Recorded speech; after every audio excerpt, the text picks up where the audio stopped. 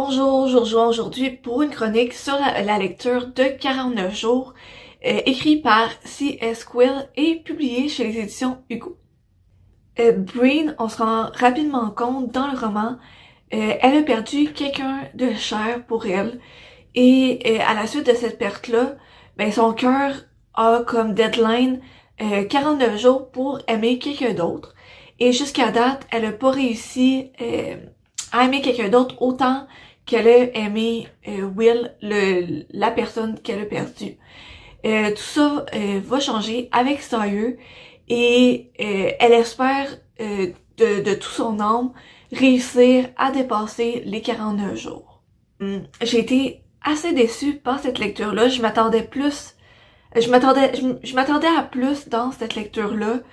Je dis pas que c'est une mauvaise lecture, c'est juste, ben justement, mes attentes étaient plus hautes et le livre a pas atteint ces attentes-là. La fin, je trouve que elle est belle, il y a une belle twist, puis c'est intéressant.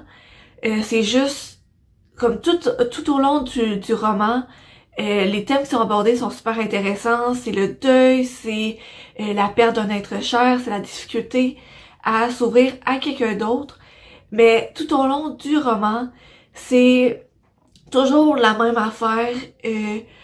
Breen a de la difficulté à s'ouvrir à Sawyer. Elle tente de s'ouvrir, mais elle réussit pas. Il y a une tension entre les deux personnages et ils se voient pas pendant quelques jours jusqu'à temps qu'ils soient réattirés l'un vers l'autre.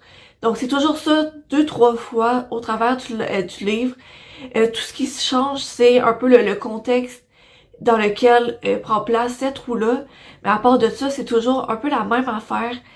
À part à la fin, quand justement ben cette roue-là se brise, puis c'est là où ce que le roman devient vraiment intéressant. Sinon, je trouve que le reste, c'est un peu long. C'est justement, vu que c'est toujours la même affaire qui se passe, ben c'est ça. Je trouve que c'est ça qui est venu me bugger un peu dans ce roman-là. Mais comme je disais, les thèmes qui sont abordés, je les trouve super intéressants. La ligne directrice, je la trouve super intéressante aussi. Justement, Breen se laisse 49 jours pour aimer quelqu'un d'autre. Et je trouve que ben justement ça aborde bien les thèmes du deuil, puis la difficulté à aimer quelqu'un d'autre. Puis ce que j'ai aussi aimé dans ce roman-ci, c'est que ben il y a 3 narrations. Il y a la narration de Breen il y a 5 ans, il y a la Breen d'aujourd'hui et il y a la narration du point de vue de Sawyer.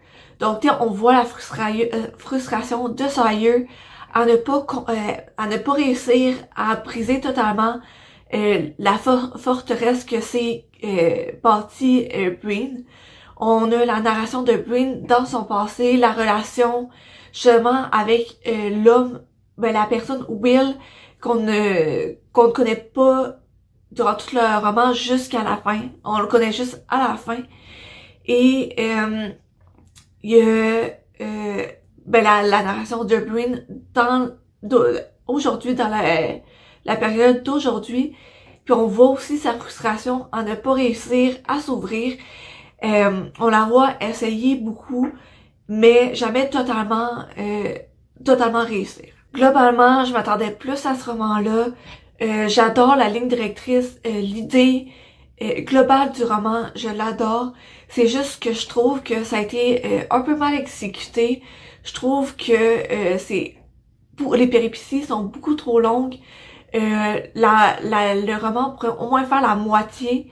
Puis ça serait je trouve que ça serait bien meilleur ou au moins mieux développer les péripéties pour que chacune d'entre elles apporte quelque chose de nouveau au lieu que ça soit juste toujours la même affaire avec quelques petits détails de différents. Donc je vous retrouve dans une autre vidéo sur une autre lecture et sur ce, je vous souhaite une bonne journée.